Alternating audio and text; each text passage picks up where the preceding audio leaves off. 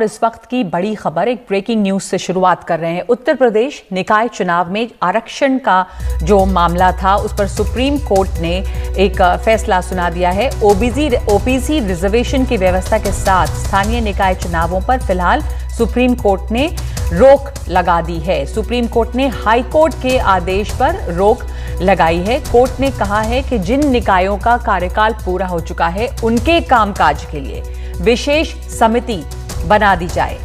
Supreme court ने जनवरी तक चुनाव कराने की हाई कोर्ट के फैसले पर रोक लगाई है।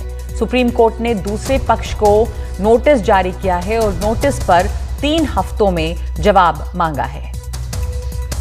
हमारे साथ आशीष भार्गव। आशीष, आपसे समझना चाहेंगे कि ये जो पूरा मामला, इस पे हाई कोर्ट ने क्या कहा था, जिस पर सुप्रीम कोर्ट ने अब रोक लगाई है और 3 हफ्तों में जवाब भी मांगा है। जो नोटिसेस दी गई हैं उन पर दूसरे पक्ष को नोटिस जारी की गई है, लेकिन इस समय जो निकाय चुनाव रिजर्वेशन के साथ हो रहे थे उस पर फिलहाल सुप्रीम कोर्ट ने रोक लगाई है।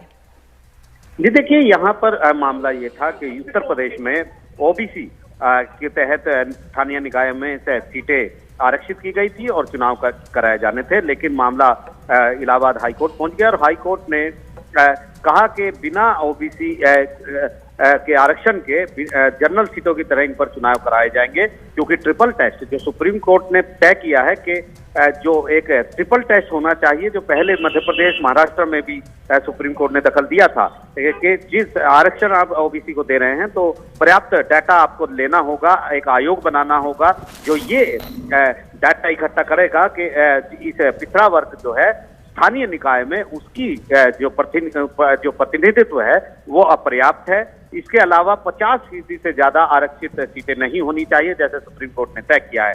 ये तब और अनुपातिकता का भी ध्यान रखना है। ये 3 ट्रिपल टेस्ट थे, तो उनको बोला गया था कि बिना ओबीसी आरक्षण दिए आप चुनाव कराइए और 1 हफ्ते के भीतर नोटिफिकेशन जारी करिए। तो सुप्रीम कोर्ट पहुंच गई थी, यूपी सरकार, समाजवादी पार्टी के नेता भी यहाँ पर पहुंच गए थे, विधायक, और आज एक सुनवाई हुई जिसमें सुप्रीम कोर्ट ने राहत दी है योगी सरकार को और स्टे लगा दिया इलाहाबाद हाई कोर्ट के, यानी अभी चुनाव वहां नहीं होंगे। और आयोग को कहा है कि 31 मार्च तक वो अपनी रिपोर्ट जो है वो फाइनल करके दे दें, यानी आयोग अपनी रिपोर्ट बनाएगा, ये रिपोर्ट में तय करेगा, ये बताएगा, ये निष्कर्ष निकालेगा कि ओबीसी को आरक्षण देना वहां इसलिए जरूरी है क्योंकि उनका जो प्रतिनिधित्व है वो बहुत कम है।